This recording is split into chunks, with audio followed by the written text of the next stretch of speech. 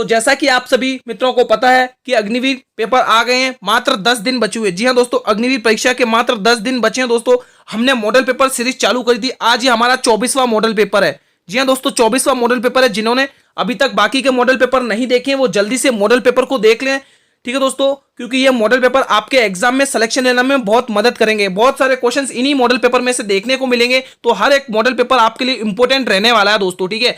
Playlist link में दी है दोस्तों, मैंने मॉडल पेपर की प्लेलिस्ट बनाई है, वीडियो के डिस्क्रिप्शन में लिंक दिया हुआ, आप लोग कंटिन्यू वॉच कर लें दोस्तों। इसकर पढ़ के जाइएगा दोस्तों, इसको पढ़कर जाइएगा, आपका सिलेक्शन 100% होगा। बहुत सारे क्वेश्चन देखने को मिलेंगे दोस्तों, एक भी क्वेश्चन मिस न करें। चलिए बिना देरी करे शुरू करते हैं। क्वेश्चन नंबर 476 का आंसर दीजिए दोस्तों। क्वेश्चन क्या बोल रहा है, निम्न में से कौन सी रक्त कोशिका एक रक्त के थक्के जमने के लिए अनिवार्य है? बताइए दोस्तों, बहुत ही प्यारा सा क्वेश्चन है और इंपॉर्टेंट है दोस्तों, आप इसको इंपॉर्टेंट टिक करिए, इंपॉर्टेंट क्वेश्चन है ये। लाल रक्त कणिकाएं है ना, रेड ब्लड सेल, सफेद रक्त कणिकाएं, व्हाइट ब्लड सेल, लिम्फोसाइट्स या प्लेटलेट्स? बताइए दोस्तों क्या राइट ऑप्शन रहेगा। बहुत ही प्यारा सा क्वेश्चन है, सभी सिपाही कमेंट करेंगे दोस्तों। एक भी क्वेश्चन मिस नहीं करना है, क्या पता आपने जिस क्वेश्चन को मिस किया वही आपको एग्जाम में देखने को मिल जाए, तो आपको एक भी क्वेश्चन मिस नहीं करना है दोस्तों, ठीक है।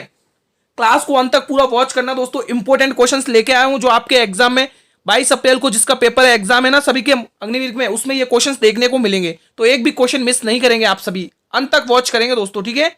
चलिए इस प्रश्न का जवाब दीजिए सभी प्यारे सिपाही। बिल्कुल डी ऑप्शन की तरफ बढ़ रहे हैं, बिल्कुल सही जवाब है। जी हाँ दोस्तों, रक्त कोशिका एक रक्त के थक्के जमने के लिए प्लेटलेट्स अनिवार्य है दोस्तों। ऑप्शन डी को सभी प्यारे सिपाही लॉक करें। बढ़े अगले क्वेश्चन की तरफ। चलिए नेक्स्ट क्वेश्चन देखिए, क्वेश्चन नंबर 477वां जवाब दीजिए। क्या बोल रहे हैं क्वेश्चन, किस राज्य में विधानसभा सदस्यों की संख्या सबसे अधिक है? बहुत ही प्यारा सा क्वेश्चन है, सभी सिपाही कमेंट करें। उत्तर प्रदेश, मध्य प्रदेश, राजस्थान या बिहार? क्या राइट ऑप्शन रहेगा दोस्तों? जिन बच्चों ने अभी तक तैयारी नहीं करी है, ये मॉडल पेपर उन बच्चों तक तो जरूर पहुंचाना दोस्तों जो 10-12 दिन में अच्छे से तैयारी करके अच्छा स्कोर करके सिलेक्शन लेना चाहते हैं, ठीक है। तो उन सब तक ये मॉडल पेपर जरूर पहुंचाना दोस्तों। आप भी पढ़िए और इसको शेयर भी करिए अपने सभी मित्रों के साथ दोस्तों, ठीक है।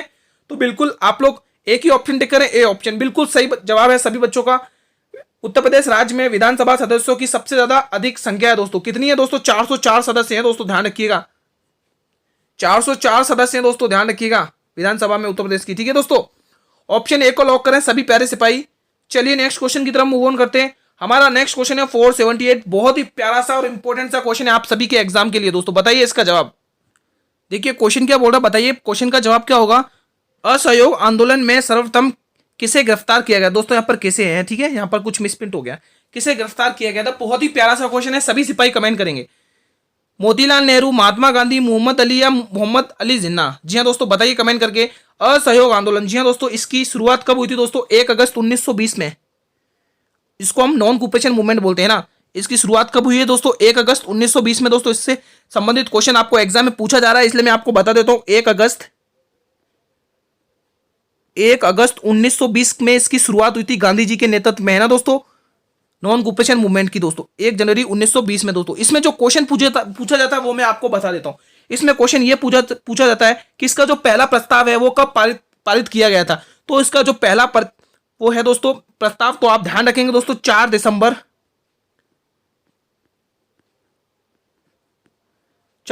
1920 को कलकत्ता अधिवेशन में पारित किया गया था दोस्तों।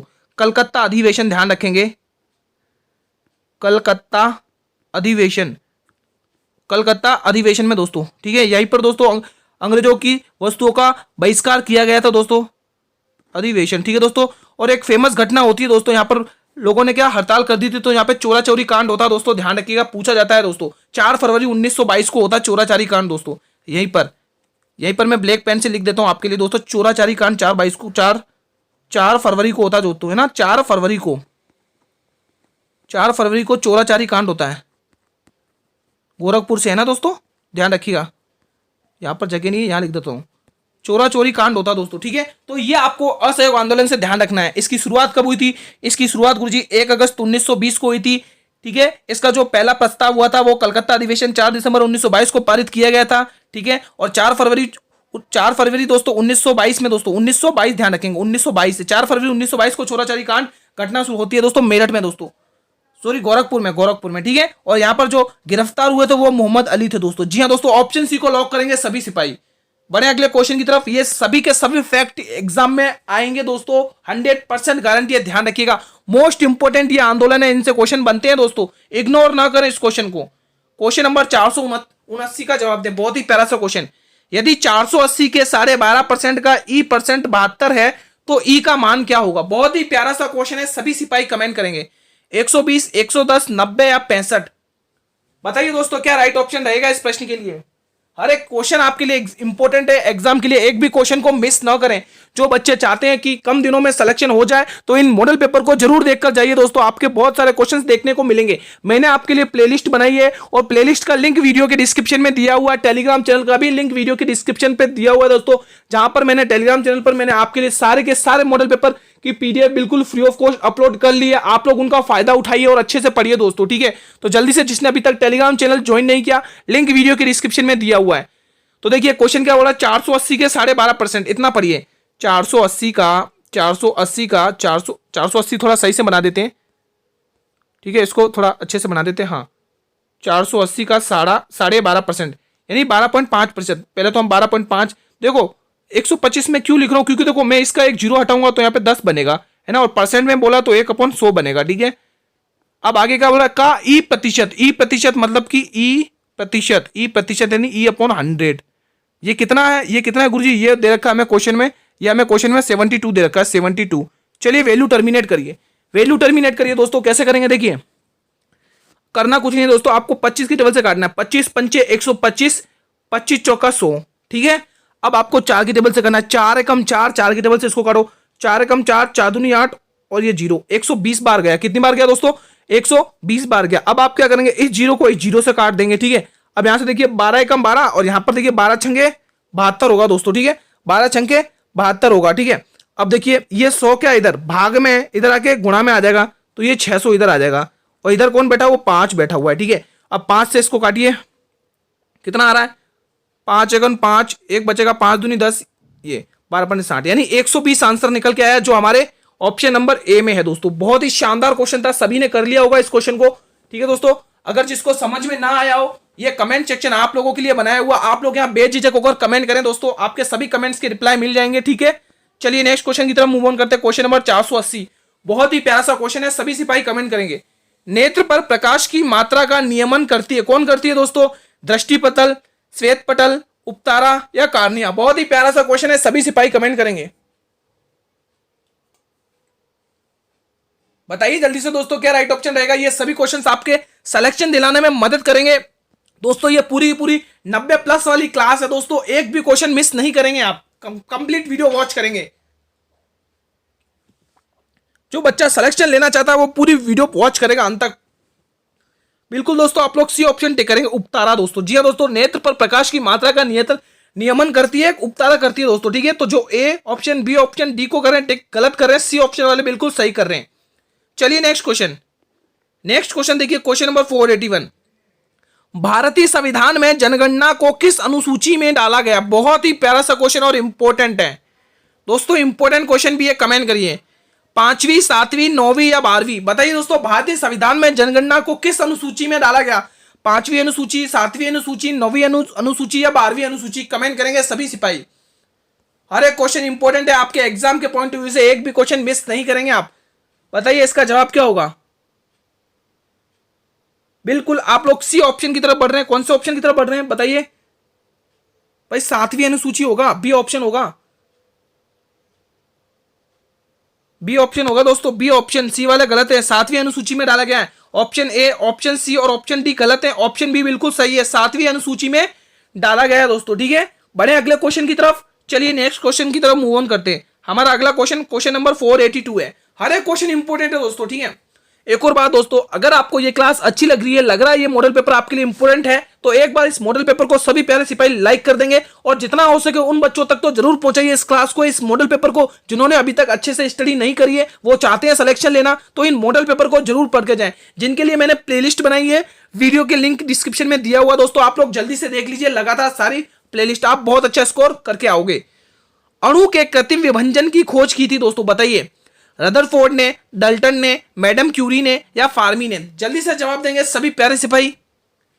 अणु के कृत्रिम विभंजन की खोज करी थी, किसने करी थी? सभी प्यारे सिपाही कमेंट करें। ये 4 ऑप्शन आपके सामने हैं, क्या राइट ऑप्शन रहेगा?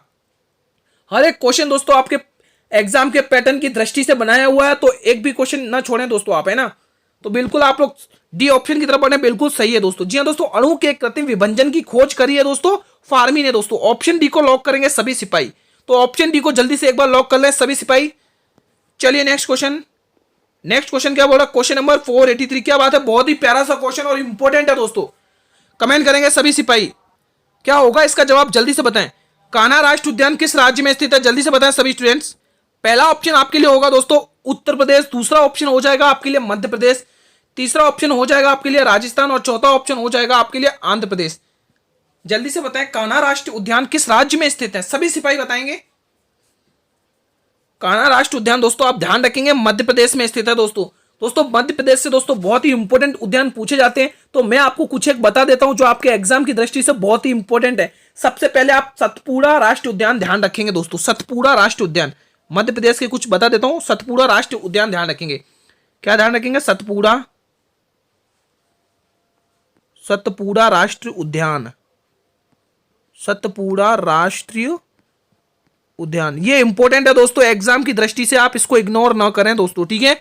सतपुड़ा राष्ट्रीय उद्यान ध्यान रखेंगे। एक और ध्यान रखेंगे वन विहार राष्ट्रीय उद्यान, बहुत बार पूछा गया है दोस्तों ये तो। वन विहार राष्ट्रीय उद्यान ध्यान रखिएगा, वन विहार राष्ट्रीय उद्यान, वन विहार राष्ट्रीय उद्यान, ठीक है दोस्तों। वन विहार राष्ट्रीय उद्यान दोस्तों, ठीक है। हर एक क्वेश्चन इंपॉर्टेंट है इसलिए ध्यान से देखिएगा दोस्तों, ठीक है। वन विहार राष्ट्रीय उद्यान, ठीक है। तो दोस्तों हर एक मॉडल की पेपर की पीडीएफ आपको मैंने टेलीग्राम चैनल पर अपलोड कर दी है। मैंने आपके लिए टेलीग्राम चैनल पर हर एक मॉडल पेपर की प्लेलिस्ट अपलोड कर दी है दोस्तों आपके लिए, बिल्कुल उनका फायदा उठाइए, अच्छे से पढ़िए दोस्तों, ठीक है। चलिए नेक्स्ट क्वेश्चन, हमारा अगला क्वेश्चन 484 है, जवाब देंगे सभी प्यारे सिपाही। क्वेश्चन क्या बोल रहा है ध्यान से पढ़िए। निम्न में से रत्नावली पुस्तक, क्या बात है दोस्तों, पुस्तकों से संबंधित एक ना एक क्वेश्चन देखने को मिलेगा आप लोगों को एग्जाम में। लेखक कौन है बताइए? बाणभट्ट, हर्षवर्धन, विष्णु शर्मा या आर्यभट्ट? बताइए दोस्तों क्या राइट ऑप्शन रहेगा? निम्न में से रत्नावली पुस्तक के लेखक कौन है? बाणभट्ट, हर्षवर्धन, विष्णु शर्मा या आर्यभट्ट? सभी सिपाही बताएंगे कमेंट करके जिनको आता है। दोस्तों जो बच्चे ए ऑप्शन कर रहे हैं गलत कर रहे हैं, बाणभट्ट नहीं होगा। क्या होगा इसका जवाब? ना ही आर्यभट्ट होगा। अब 2 ऑप्शन बचे हुए, बताओ ये क्या होगा इसमें से? तो भाई सी ऑप्शन वाले गलत, बी वाले बिल्कुल सही, ठीक है। तो रत्नावली पुस्तक के लेखक कौन है? हर्षवर्धन है दोस्तों। इनकी 2 पुस्तकें और है, ध्यान रखिएगा। पहला तो आप ध्यान रखिएगा नागानंद। जी हाँ दोस्तों, नागानंद क्वेश्चन में एग्जाम में पूछी जाती है कि नागानंद रचना ये पुस्तक किसकी है। और दूसरी पुस्तक एक नाम और ध्यान रखिए, उसका नाम है प्रियदर्शिका। बहुत ही इंपॉर्टेंट है, एग्जाम में बहुत बार पूछी, चाहे कोई सा भी एग्जाम हो। प्रियदर्शिका, ठीक है दोस्तों, एग्जाम में पूछने योग्य है ये प्रियदर्शिका दोस्तों, ध्यान रखिएगा, ठीक है। एक तो रत्नावली ध्यान रखना है, एक तो नागानंद ध्यान रखना है, और तीसरी ध्यान रखना है प्रियदर्शिका। ये तीनों की तीनों पुस्तकें दोस्तों हर्षवर्धन की हैं दोस्तों, ध्यान रखिएगा। ऑप्शन बी को लॉक करेंगे सभी सिपाही। Option B will be the right answer. बढ़े बिना देरी करें अगले क्वेश्चन की तरफ। चलिए नेक्स्ट क्वेश्चन देखते हैं, क्वेश्चन नंबर 485। बहुत ही इंपॉर्टेंट क्वेश्चन, बहुत ही इंपॉर्टेंट क्वेश्चन आया है दोस्तों, कमेंट करिएगा। सालासर बालाजी मंदिर किस राज्य में स्थित है दोस्तों? बहुत ही प्यारा सा क्वेश्चन है। राजस्थान राज्य में, मध्य प्रदेश राज्य में, उत्तर प्रदेश राज्य में या हिमाचल प्रदेश राज्य में? बताइए दोस्तों, बताइए दोस्तों क्या राइट ऑप्शन रहेगा दोस्तों? सालासर बालाजी मंदिर किस राज्य में स्थित है? बताइए दोस्तों। जो बच्चे बी टिक कर रहे गलत है, डी वाले गलत है, सी वाले गलत है, ए वाले बिल्कुल सही है। जी हाँ दोस्तों, सालासर बालाजी मंदिर राजस्थान राज्य में स्थित है। तो राजस्थान राज्य के कुछ और मंदिर आपको बता देता हूं, मोस्ट इंपोर्टेंट बताऊंगा, जो एग्जाम में हूबहू देखने को मिलेंगे, मेरी गारंटी है दोस्तों। सबसे पहला ध्यान रखेंगे दोस्तों ब्रह्मा जी मंदिर दोस्तों, ब्रह्मा जी मंदिर ध्यान रखेंगे दोस्तों। ब्रह्मा जी मंदिर बहुत बार पूछा जाता है दोस्तों, ये भी आपके राजस्थान राज्य में है दोस्तों, ब्रह्मा जी का मंदिर दोस्तों। और एक और ध्यान रखेंगे खाटू श्याम जी मंदिर दोस्तों। जी हाँ दोस्तों, खाटू श्याम जी मंदिर, खाटू श्याम जी मंदिर, खाटू श्याम जी मंदिर, खाटू श्याम जी मंदिर दोस्तों, ठीक है। खाटू श्याम मंदिर दोस्तों एग्जाम की दृष्टि से मोस्ट इंपोर्टेंट है आप लोगों के लिए, ठीक है। और एक ध्यान रखेंगे जीण माता मंदिर दोस्तों, जीण माता, यहां पर ध्यान रखिएगा दोस्तों, जीण माता बहुत बार पूछा जाता है, जीण माता मंदिर दोस्तों, जीण माता। और एक चौथा आप ध्यान रखेंगे किराड़ू मंदिर, जो बाड़मेर में दोस्तों बहुत बार ये भी पूछा जाता है, किराड़ू मंदिर, किराड़ू मंदिर,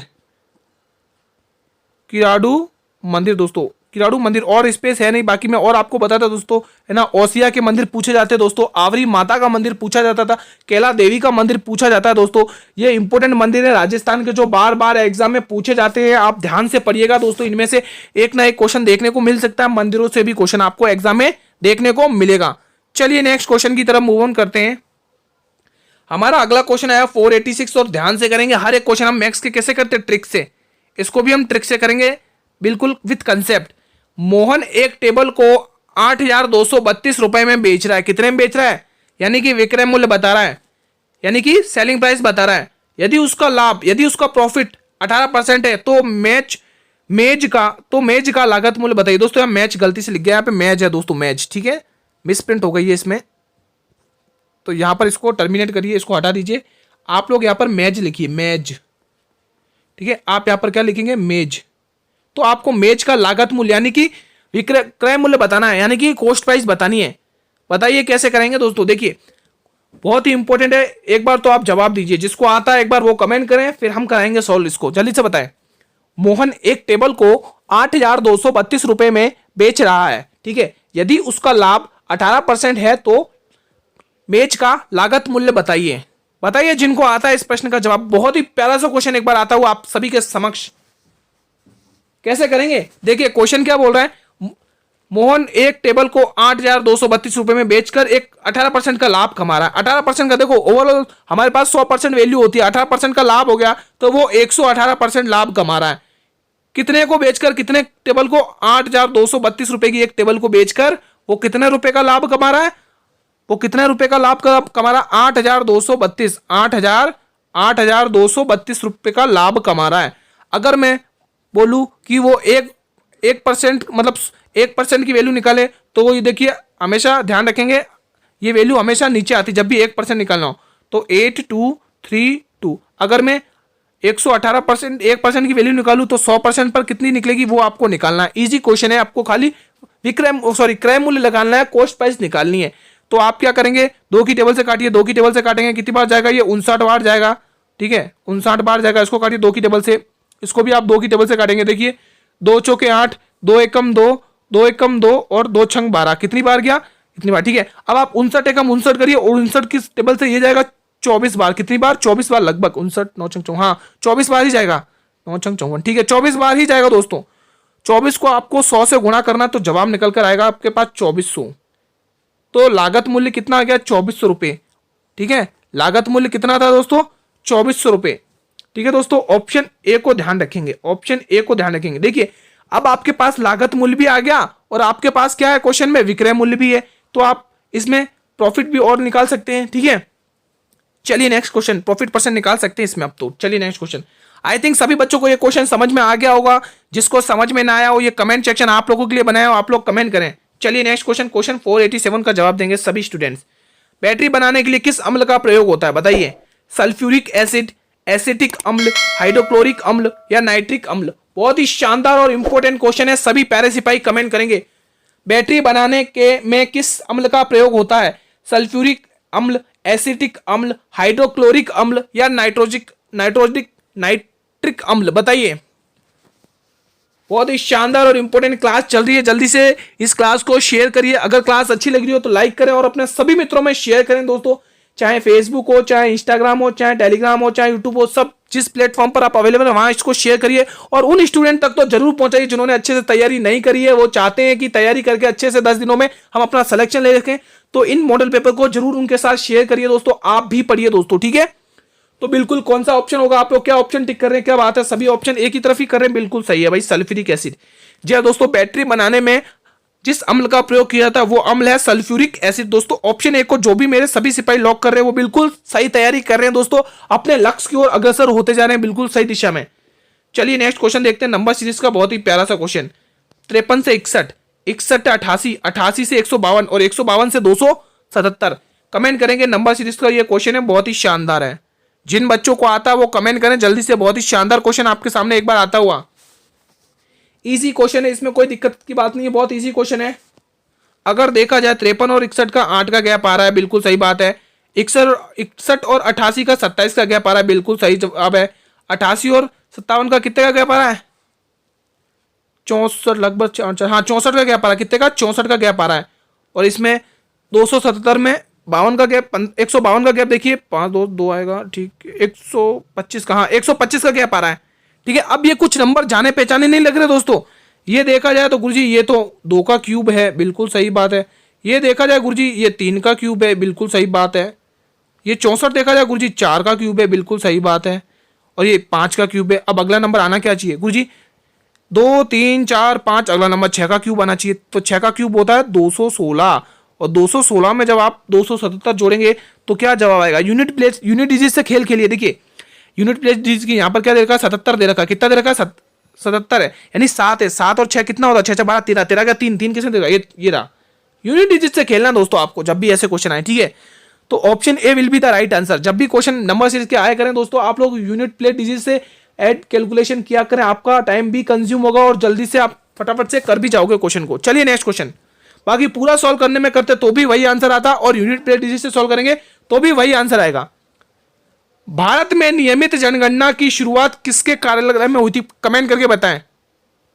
बताइए दोस्तों, मेयो के शासनकाल में, रिपन के शासनकाल में, लेटन के शासनकाल में, या बेंटिंग के शासनकाल में? बताइए दोस्तों, इंपॉर्टेंट क्वेश्चन पूछा हुआ है आपसे, जल्दी से कमेंट करेंगे। भारत में नियमित रूप से जनगणना की शुरुआत किसके कार्यालय में हुई थी? सभी पैरे सिपाही बताएंगे। बहुत ही इंपॉर्टेंट क्वेश्चन पूछा गया एग्जाम में। ये क्वेश्चन पूछा गया क्वेश्चन है, इंपॉर्टेंट है, एक भी क्वेश्चन मिस न करें। मैं बार बार बोल रहा हूं दोस्तों, ऑप्शन बी को लॉक करेंगे। Option B will be the right answer दोस्तों। अगर आपने जिस भी क्वेश्चन को मिस किया दोस्तों, अगर वही एग्जाम में आ गया तो फिर आपको पछताना पड़ेगा दोस्तों। फिर आप यही सोचोगे कि काश हम उस समय पढ़ लेते, है ना। तो एक भी क्वेश्चन मिस ना करें दोस्तों, आप पूरा अंत तक वीडियो को वॉच करें। आपके बहुत सारे क्वेश्चन हमारे ही मॉडल पेपर में से देखने को मिलेंगे, देख लेना, ये 100% की गारंटी हमारे, ठीक है। आप लोग बस पढ़िए दोस्तों, free of cost model paper PDF आपको टेलीग्राम चैनल पर मिल रही है, बिल्कुल फ्री ऑफ कॉस्ट। उनका फायदा उठाइए दोस्तों, पढ़िए, शेयर करिए उनको अपने सभी मित्रों के साथ। किसी रासायनिक यौगिक की सबसे छोटी इकाई क्या होती है? बताइए, बहुत ही शानदार क्वेश्चन पूछा गया आपको। इलेक्ट्रॉन, परमाणु, प्रोटॉन या अणु? क्या राइट ऑप्शन होगा? किसी रासायनिक यौगिक की सबसे छोटी इकाई कौन सी होती है? परमाणु, प्रोटॉन, इलेक्ट्रॉन या अणु? बताइए, बहुत ही शानदार इजी क्वेश्चन है। और सभी बच्चे ए ऑप्शन टिक कर रहे, गलत कर रहे, बी ऑप्शन टिक कर रहे, गलत कर रहे, सी को गलत कर रहे, डी को सही कर रहे हैं। जो भी बच्चे डी ऑप्शन टिक कर रहे हैं बिल्कुल सही टिक कर रहे हैं। Option D will be the right answer दोस्तों।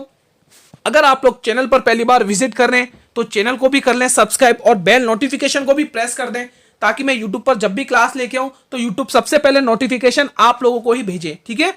चलिए नेक्स्ट क्वेश्चन की तरफ मूव ऑन करते हैं। क्वेश्चन नंबर 491 देखिए।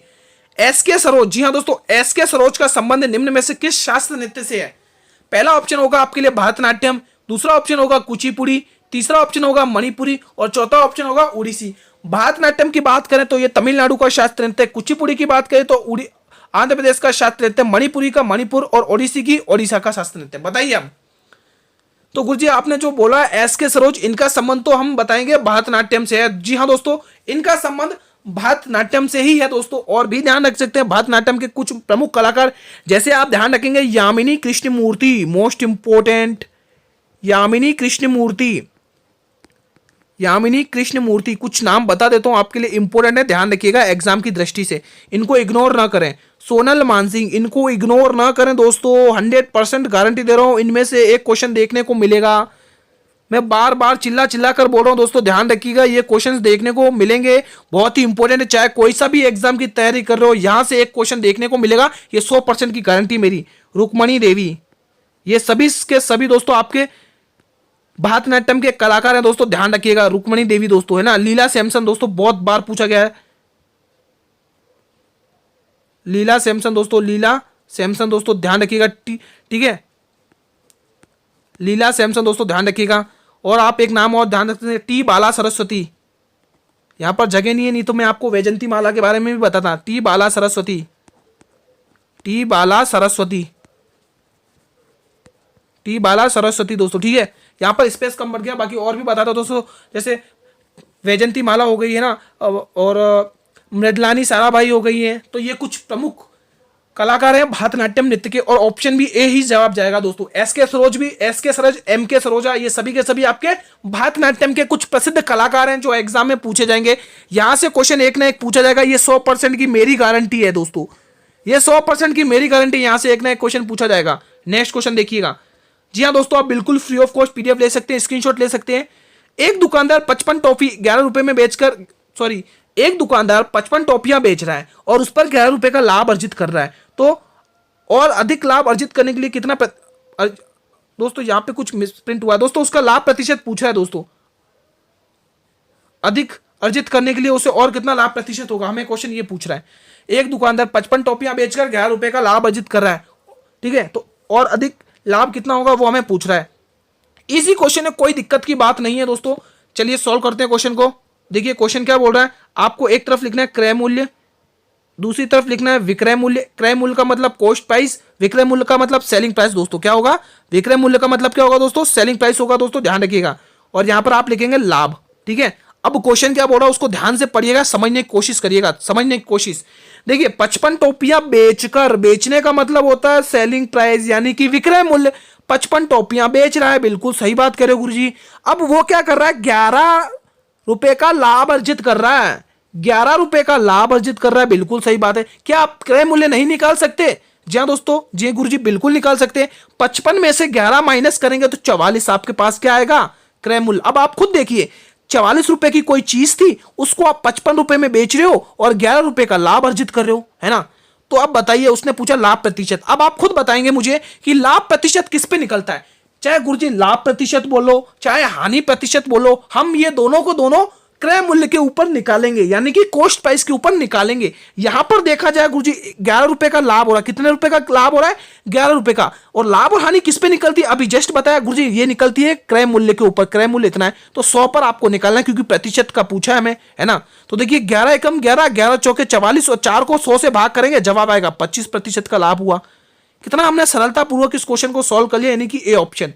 अब बताइए इस क्वेश्चन के अंदर किस स्टूडेंट को डाउट है, किसी को भी डाउट हो, ये कमेंट सेक्शन बिल्कुल आप लोगों के लिए बनाया हुआ, कमेंट करें। चलिए नेक्स्ट क्वेश्चन 493, हृदय की धड़कन नियंत्रित करने के लिए निम्न में से कौन सा खनिज आवश्यक है, पोटेशियम, सोडियम, गंधक या लोहा। कमेंट करेंगे। हृदय की धड़कन नियंत्रित करने के लिए निम्न में से कौन सा खनिज आवश्यक है, बताइए, पोटेशियम, सोडियम, गंधक या लोहा। इंपॉर्टेंट क्वेश्चन है, सभी सिपाही बताएंगे क्या होगा इसका जवाब।